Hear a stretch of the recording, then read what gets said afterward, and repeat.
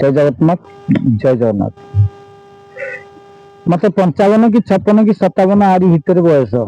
ମୁଁ ଯେତେବେଳେ 12-13 ବର୍ଷ ରହିଥିଲି ନେମାଳ ଯାଇଥିଲି। ମତେ ଆମର ନେମାଳ ଯିବା ପାଇଁ ମତେ କିଏ କହିଥିଲେ ନା ଆମ ଛତିଆ ମନ୍ଦିର ଠାରୁ 500 ମିଟର ଦୂରରେ ଅମରାବତୀ ବା 1 କିଲୋମିଟର ଦୂରରେ ଅମରାବତୀ। ଅମରାବତୀର ବାବା ଯିଏ ଥିଲେ ତତ୍କାଳୀନ ସମୟର, ସେ ଟିକେ ଲୋଭୀ ସ୍ୱଭାବର।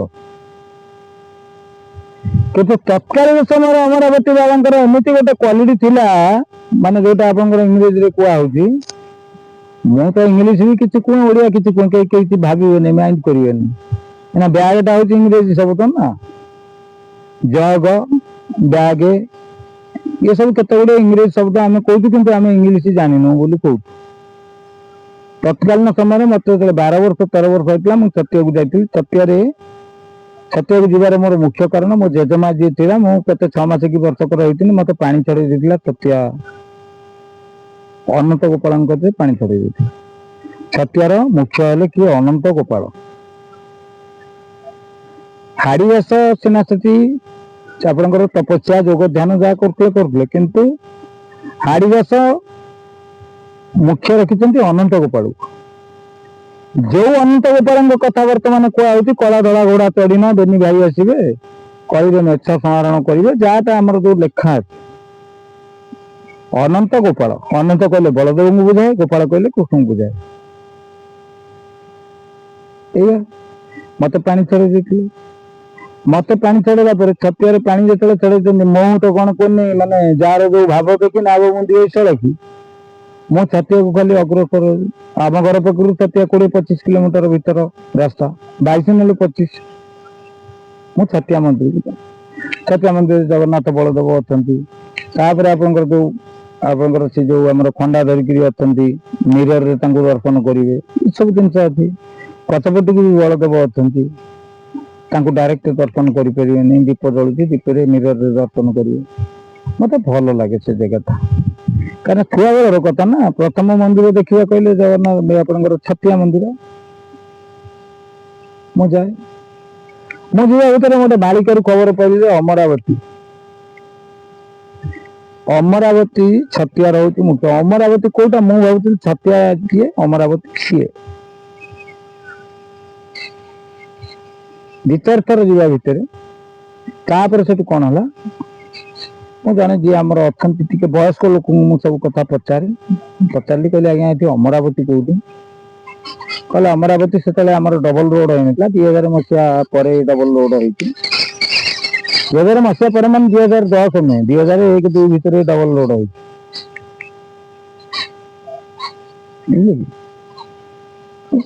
पचारि से कहले ये जाओ यही बात यही रास्त गले से अमरावती पड़ो। अमरावती कति गला बेलू पहुंचीगली। पहुंचला पर से जो बाबा थे कपिल बाबा ता ना हाइट 5 फुट भितर हम। आमर तो आम चैनल प्राय आप समस्त देखुए छतिया वाला देखुए पुरी वाला देखुए समस्त देखुए किए देखुं न देखुं आमर हिसाब कर ना। कपिल बाबा जे 5 फुट भितर हाइट मत बर्तमान आप 56-57 वर्ष है 67 मसीहा मो जन्म मुझे जो हाइट थी चिंता करते समस्त जाई सारा पर मुझे कारण मो के अर्थ अभाव। प्रत्येक मंदिर में नना टे मुंडे सिंदूर मारे कि पादुक टे तत्कालीन समय टंका 50 पैसा देवे भल जदि नदेले 50 पैसा किए टंका किए आम तो खाइबा पाऊनु ना। 3 टाइम बदल मुझे गोटे टाइम खाई बर्तमान खाଇବା सफिसीयंट अच्छी मुझे टोटाल खाऊनी से गोटे टाइम खाऊ एवं भी गोटे टाइम खाऊँ खाଇବା सफिसीयंट। भोक जो खाद्य नाला खाद्य जो अच्छी मत भोक ना ताले कार कथा एटा प्रभु कथा। मुझे पहुंचली पहुंचला मुझे देखिली सब लोक जी अच्छा पैसा किसी पकाउन थाल मुझे पैसा नहीं पैसा जी अच्छी मुझे गाड़ी खर्च करके आसमी जो अपने 50 पैसा कि टंका छतिया को थी मोर मन पड़ना कटक थी 2.5 टंका मोर मन पड़ू प्राय भावुँ छतिया को टंका बोधे थी मो पैसा पकड़ मो कत ना लास्ट बेलू मु तो बसी ଆମର କିଛି ଲୋକ ଅଛନ୍ତି କୁହନ୍ତି ଧ୍ୟାନରେ ବସୁଛନ୍ତି, ମୁଁ ଧ୍ୟାନରେ ନୁହଁ, ମୁଁ ପ୍ରଭୁଙ୍କୁ ଡାକିକି ବସିଛି। ମୁଁ ଧ୍ୟାନ ଫ୍ୟାନ କରେ ବୁଝିଲେ ବସି। ଏଠି ସବୁ ଲୋକ ଯାଇସାରିଲେ, ବାବା ମତେ ପଚାରିଲେ କହିଲେ ବାପା ତମେ କୋଉଠୁ ଆଇଛ? ମୁଁ କଣ ବାବାଙ୍କ ବାପା? ପୂର୍ବ ଭିଡିଓ ବାଇଟରେ ମୁଁ ଆପଣଙ୍କୁ କହିଛି, ବାବା ତମେ କୋଉଠୁ ଆସିଛ? ମୁଁ କହିଲି ଆଜ୍ଞା ମୁଁ ଆସିଛି ଧର୍ମଶାଳାରୁ। କହିଲେ ଧର୍ମଶାଳା? ମୁଁ ଜାରେକା ଧର୍ମଶାଳା। ହେଲା, ଧର୍ମଶାଳା କହିଲେ ମୁଁ ଭାବୁଛି 100, 200 କି 300 ବର୍ଷ ତଳରୁ ଗୋଟେ ଜାରେକାର ଗୋଟେ ଧର୍ମଶାଳା, ଜାରେକାଟା ଏବେ ନାଁ ଫିଟିଲା ଏ 50 ବର୍ଷ ଭିତରେ। ଧର୍ମଶାଳା ବୋଲି ଗୋଟେ ଜାଗା ଥିଲା, କିନ୍ତୁ ବର୍ତ୍ତମାନ ଧର୍ମଶାଳା କହିଲେ ପ୍ରତ୍ୟେକ ଜାଗାରେ ଧର୍ମଶାଳା ଅଛି। ପୁରୀରେ ଅଛି, ଆପଣଙ୍କର ଭାରତ ବର୍ଷ ସାରା ସବୁଠି ଖୋଜିବ ଧର୍ମଶାଳା ଅଛି। କିନ୍ତୁ ଆମର ହଉଛି ପୋଷ୍ଟ ଥିଲା ଧର୍ମଶାଳା। ଆମର ପୋଷ୍ଟ ଅଫିସ ଥିଲା, ଡାକ୍ତରଖାନା ଥିଲା, ସବରେଷ୍ଟ ଅଫିସ ଥିଲା, ବ୍ଲକ ବି ଥିଲା। ମୁଁ ଭାବୁଛି, ମୁଁ ଏଇଟା ଟିକେ ବ୍ଲକ କଥା ମୁଁ ସଠିକ କହିପାରୁନି, କିନ୍ତୁ ପୋଷ୍ଟ ଅଫିସ ଥିଲା, ଡାକ୍ତରଖାନା ଥିଲା। ଧର୍ମଶାଳା କହିଲେ କେବଳ ଏଇ ଜାଗାକୁ ହିଁ ଯିବେ। ଧର୍ମଶାଳା କୁହନ୍ତୁ କି ଧର୍ମଶାଳା କୁହନ୍ତୁ, ଧର୍ମଶାଳା ଥିଲା ଆମର ପୋଷ୍ଟ ଅଫିସ, ଡାକ୍ତରଖାନା, ସବରେଷ୍ଟ ଅଫିସ, ଥାନା। ସେତେବେଳେ ଆମର ଡିଷ୍ଟ୍ରିକ୍ଟ ଥିଲା କଟକ। ଆମେ ଯାଜପୁର ଭିତରେ ନଥିଲୁ। ଯାଜପୁର ଆମର ଯୋଉ ବ୍ରାହ୍ମଣୀ ନଦୀର ସେପଟକୁ ବୁଝାଏ, ଗୋକର୍ଣ୍ଣେଶ୍ୱର ମହାଦେବଙ୍କ ସେପଟକୁ ବ୍ରାହ୍ମଣୀ ନଦୀ ବୁଝାଏ। ସେ ହଉଛନ୍ତି ବିରଜା ପାଞ୍ଜି, ବର୍ତ୍ତମାନର ବିରଜା ପାଞ୍ଜି, କିନ୍ତୁ ଆମେ ସେତେବେଳେ ବି ବିରଜା ପାଞ୍ଜିରେ, ନା ଭୁଲ କହିଲି, ସେତେବେଳେ ସିଏ ଥିଲେ ବିରଜା ପାଞ୍ଜି।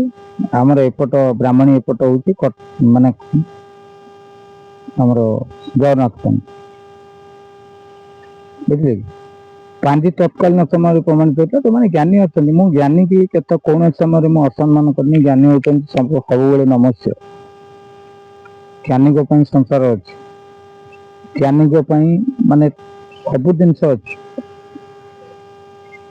ସେତେବେଳେ ଆମର କଟକ ଡିଷ୍ଟ୍ରିକ୍ଟ ଥିଲା, କିନ୍ତୁ ବର୍ତ୍ତମାନ ବ୍ରାହ୍ମଣୀ ନଦୀ ସେପଟ, ଆମ ଗୋକର୍ଣ୍ଣେଶ୍ୱର ମହାଦେବଙ୍କ ସେପଟ, ସେ ହଉଛନ୍ତି ବିରଜା ପାଞ୍ଜିରେ ଯାଉଛନ୍ତି, ଆମେ ଜଗନ୍ନାଥ ପାଞ୍ଜିରେ ଯାଉଛୁ। ଆପଣ ଏଇଠି ଗୋଟିଏ କଥା ଚିନ୍ତା କରନ୍ତୁ, ଆପଣ ଏଇଠି ଗୋଟିଏ କଥା ଚିନ୍ତା କରନ୍ତୁ, ଯେତେବେଳେ ଯାଜପୁର ଡିଷ୍ଟ୍ରିକ୍ଟ ନ ହେଇଥିଲା ସେତେବେଳେ ଆମେ କଟକ ଡିଷ୍ଟ୍ରିକ୍ଟରେ ଥିଲୁ, ବର୍ତ୍ତମାନ ବି କଟକ ଡିଷ୍ଟ୍ରିକ୍ଟରେ ଅଛୁ। ନା ଭୁଲ କହିଦେଲି, ସେତେବେଳେ ଆମେ କଟକ ଡିଷ୍ଟ୍ରିକ୍ଟରେ ଥିଲୁ, ବର୍ତ୍ତମାନ ଆମେ ଯାଜପୁର ଡିଷ୍ଟ୍ରିକ୍ଟରେ ରହିଛୁ। ବୁଝିଲେ କି ଆଜ୍ଞା? ସେତେବେଳେ ଥିଲୁ କଟକ ଡିଷ୍ଟ୍ରିକ୍ଟ, ବର୍ତ୍ତମାନ ଅଛୁ ଯାଜପୁର ଡିଷ୍ଟ୍ରିକ୍ଟ। ତାହେଲେ ଯାଜପୁର କୋଉଟା, କଟକ କୋଉଟା, ତାକୁ ନିରୂପଣ କରିପାରିବ କି? ବାପ କିଏ ପୁଅ କିଏ ତାକୁ ନିରୂପଣ କରିପାରିବ କି? ବାପା ପୁଅକୁ ବାପା ବୋଲି ଡାକୁଛି କି ବାପା ପୁଅକୁ, ପୁଅ ବାପାକୁ ବାପା ବୋଲି ଡାକୁଛି, ସେଇଟା କେମିତି ଆମେ ଜାଣିବା? ଘର ଭିତରେ ଅଛେ ନା, ଆମେ ଦେଖିପାରୁନା, ଆମେ କେମିତି ଜାଣିବା? ତେଣୁ ଗବେଷଣା ହଉଛି, ରିସର୍ଚ୍ଚ ହଉଛି। ତାପରେ ବି ମହାପୁରୁଷ ସେଇ ଗବେଷଣା ରିସର୍ଚ୍ଚ ଭିତରେ ବି ଲେଖି ଦେଇଛନ୍ତି, କେମିତି ଗବେଷଣା କରିବେ, ଏମିତି ରିସର୍ଚ୍ଚ କରିବେ, କଣ ଲେଖି ଦେଇଛନ୍ତି? ଖଡ଼ିକାର ଖଡ଼ି ବଣା ହୋଇଯିବ, ମୁଁ ଏଟା ଆଗରୁ କହିଥିବି, ଖଡ଼ିକାର ଖଡ଼ି ବଣା ହୋଇଯିବ, ଥାରଗାର ସବୁ ଗୁପ୍ତ ହୋଇବ। ମହାପୁରୁଷ ଯୋଉଟା ଲେଖିଛନ୍ତି, ପୁଅକୁ ବାପା ବୋଲି ଡାକିଥିଲେ, ରାମଦାସକୁ ବାପା ବୋଲି ଡାକିଥିଲେ, କି ନିରାକାର ବିଷ୍ଣୁ ଆପଣଙ୍କର ସିଏ ଅଚ୍ୟୁତାନନ୍ଦ ମହାପୁରୁଷଙ୍କୁ ବାପା ବୋଲି ଡାକିଥିଲେ, କି ଅଚ୍ୟୁତାନନ୍ଦ ମହାପୁରୁଷ ରାମଚନ୍ଦ୍ରଙ୍କୁ ବାପା ବୋଲି ଡାକିଥିଲେ, ଆମେ କେମିତି ଜାଣିବା? ଆମେ କେମିତି ରିସର୍ଚ୍ଚ କରିବା? ଆମେ କଣ ରିସର୍ଚ୍ଚ କରିବା ୟୁଟ୍ୟୁବରେ? ୟୁଟ୍ୟୁବରେ ସବୁ ସର୍ଚ୍ଚ ପକେଇଦେଲେ ପଳେଇ ଆସୁଛି। ହନୁମାନ ମନ୍ତ୍ର, ରାମ ମନ୍ତ୍ର, କୃଷ୍ଣ ମନ୍ତ୍ର, ଗୀତା, ଭାଗବତ, ଯେତେ ଯାହା ଅଛି ସବୁ ଯାକ ୟୁଟ୍ୟୁବରେ ପଳେଇ ଆସୁଛି। ସେୟାକୁ ପଢିଦେଲେ ହେଇଯିବ? ଏଟା କେବେ ସମ୍ଭବ? ଯୋଉମାନେ ଜ୍ଞାନୀ, ଆପଣ ମାନଙ୍କୁ ଭଗବାନ ଯୋଉ ଜ୍ଞାନ ଦେଇଛନ୍ତି, ସେ ଜ୍ଞାନରେ ଟିକେ ଲୋକଙ୍କର ଚରିତ୍ରକୁ ପରିବର୍ତ୍ତନ କରାଅ। ଠିକ ଅଛି, ମୁଁ ପୂର୍ବ ଜାଗାକୁ ପଳେଇ ଯାଉଛି। ମୁଁ ଯାଇ ପହଞ୍ଚିଲି, ମତେ ପଚାରିଲେ ନାଁ କଣ? କହିଲି ମହେନ୍ଦ୍ର କୁମାର କବି। ଘର କୋଉଠି? କହିଲି ଧର୍ମଶାଳା। କପିଳା ବାବାଙ୍କ କଥା କହୁଛି, ସତ୍ୟ ଅମରାବତୀ କପିଳା ବାବାଙ୍କ କଥା। କହିଲେ ଆଚ୍ଛା କବି ମାନେ କଣ, ବର୍ଣ୍ଣ କଣ? ହେଲେ ଆଜ୍ଞା ଆମ ଗୋପାଳ ଘର। କପିଳା ବାବା ପ୍ରବଳ ଲୋଭୀ ଥିଲେ। ଯୋଉମାନଙ୍କର ଗାଈ ହଜିଥିବ, ଯୋଉମାନଙ୍କର ଗାଈ ବଳଦ, ସେତେବେଳେ ଗାଈ ବଳଦ ଚାଷ ହୁଏ, ଯାହା ହଜିଥିବ ସେ ପଗାଟାକୁ ନେଇକିରି କପିଳା ବାବାଙ୍କ କତିକି ଯାଆନ୍ତି। ଦିଅନା ଚାରଣା ପଇସା, ମାନେ କଣ କହିଲେ, ପଇସା ଦିଅନ୍ତି। ସିଏ ତାକୁ ମନ୍ତୁରେଇକିରି ଦିଅନ୍ତି। ଗାଈ ବଳଦ ଯାହା ହଉ ଗୁଆଳେ ଆସିକିରି ଯେତିକି ଦିନରେ ପହଞ୍ଚିବା କଥା ପହଞ୍ଚିବ। ତେଣୁ ସେଥିପାଇଁ କପିଳା ବାବା ଲୋଭିଥିଲେ। କପିଳା ବାବାଙ୍କୁ ମୁଁ ଟୋଟାଲ ପଇସା ଦେଇନି, କପିଳା ବାବା ମତେ ଖାଇବାକୁ ଦେଇଯିବେ। ଅମରାବତୀ ଯିଏ ଯାଇଥିବେ ଦେଖିବେ, କପିଳା ବାବା ଯୋଉଠି ବସନ୍ତି ତଳେ, ଯୋଉଠି ଜଗନ୍ନାଥ ମହାପ୍ରଭୁଙ୍କର ଏ କରାହେଇଛି, ସିଏ ଉପରେ ଯାଇକିରି ଖିଆ ପିଆ ବ୍ୟବସ୍ଥା ହୁଏ। କ୍ଷୀର ଫୀର ମିଶ୍ର ଅରୁଆ ଡାଲମା ମତେ ଖାଇବାକୁ ଦେଇଯିବେ, ମୁଁ ଖାଇକିରି ଆସିବି। ତା ସଙ୍ଗେ ସଙ୍ଗେ ମତେ ପୂର୍ବରୁ କହିଥିଲେ, ତମେ ଏଠିକି କାହିଁକି ଆସୁଛ, ତମେ ଯିବ କୋଉଠିକି, ନେମାଳ। କିଏ କହିଥିଲେ? କପିଳା ବାବା କହିଥିଲେ। ନେମାଳକୁ ମୁଁ ଯେତେବେଳେ ଯାଇଥିଲି ମତେ ସେତେବେଳେ 13 ବର୍ଷ ହେଇଥିଲା। 13 ନହେଲେ 14 ଆଉ କଣ। ନେମାଳ ମୋ ମୁଣ୍ଡରେ ପଶିଲା, ନେମାଳକୁ କେମିତି ଯିବି? ଛୋଟ ପିଲା, ମୋ ବାପା ଘରେ ନାହାନ୍ତି, ମୋ ବାପା କାଲକାଟାରେ ରୁହନ୍ତି। ମୋ ମଝିଆ ବାପା ଯାଇକିରି କୋଉଠି ବିଲରେ କାମ ଧନ୍ଦା କରନ୍ତି। ମୋ ସାନ ଦାଦା ବି କାଲକାଟାରେ ରୁହନ୍ତି। ମୁଁ ହଉଛି ବାପା ମାର ବଡ ପୁଅ, ମତେ କିଏ ମାରି ମୁରି ଦବ। ମୁଁ ବହୁତ ଭୟ ଭିତରେ ଥିଲି। କିନ୍ତୁ ମୁଁ ନେମାଳ ତତ୍କାଳୀନ ସମୟରେ ଯାଇଥିଲି। ସେ କାହାଣୀ ମୋର ବର୍ତ୍ତମାନ 10 ମିନିଟ୍ ନା କଣ ଆମର କ୍ୟାମେରା ଅପରେଟର ଡାଇରେକ୍ସନ ଦେଲେଣି, 10 ମିନିଟ୍ ହେଇଗଲାଣି। ତେଣୁ ଏ ବାବଦରେ ମୁଁ ଆପଣଙ୍କୁ କହିବି, କାରଣ ଆମର ତ ଏଟା ଚାଲିଛି, ଜୀବନ ଥିବା ଯାକେ ଚାଲିବ, କି କାଲି ବନ୍ଦ ହେଇଯିବ, କି ଏଇନା ବନ୍ଦ ହେଇଯିବ, ମୁଁ ତ କଥା କହିପାରିବିନି। ତାପରେ ମୁଁ ନେମାଳ ଯାଇଥିଲି। ନେମାଳ ମୁଁ 13 ବର୍ଷରୁ 14 ବର୍ଷ ଭିତରେ ନେମାଳ ଯାଇଥିଲି। ନେମାଳରେ ଯୋଉ ଅଲୌକିକ ଘଟଣା ଘଟିଲା, ମୋର ଯିଏ ସାଙ୍ଗସାଥି ଅଛନ୍ତି, ଆମର ସାନ ଭାଇ ଜଣେ ଭୁବନେଶ୍ୱରରେ ଅଛନ୍ତି, ସେ ମତେ ଫୋନ କରି କୁହନ୍ତି, ମୁଁ ତାଙ୍କୁ କହିଛି, କିନ୍ତୁ ଆମେ ଟିକେ ବାଇଟି ମାଧ୍ୟମରେ କହିବା। କାହିଁକିନା ଭକ୍ତ ତୁମ୍ବର କି କରିବ, ଭକ୍ତ ବୋଲର ଥାଉ, ଭକ୍ତ ପେଶିଲା ହସ୍ତିନାକୁ ଦୂତ ପୁନର ଯାଉ, ଭକ୍ତ ଦେଖାଇଲେ ସ୍ତମ୍ଭକୁ, ସ୍ତମ୍ଭ ହେଲା ଉଦିତ, ଭୃତ୍ୟର ଭୃତ୍ୟ ପରିଭୃତ୍ୟ ଗଣେ ଦିନ। ମହାପୁରୁଷ କଥା ଲାଗିଥାଏ। ଏହାର ପ୍ରାକ୍ଟିକାଲଟାକୁ ମୁଁ ଟିକେ ଅନୁଭବ କରେ, ସେ ବାବଦରେ ବି ମୁଁ ଆପଣଙ୍କୁ ସମୟ ଅନୁସାରେ କହିବି। ଜୟ ଜଗନ୍ନାଥ।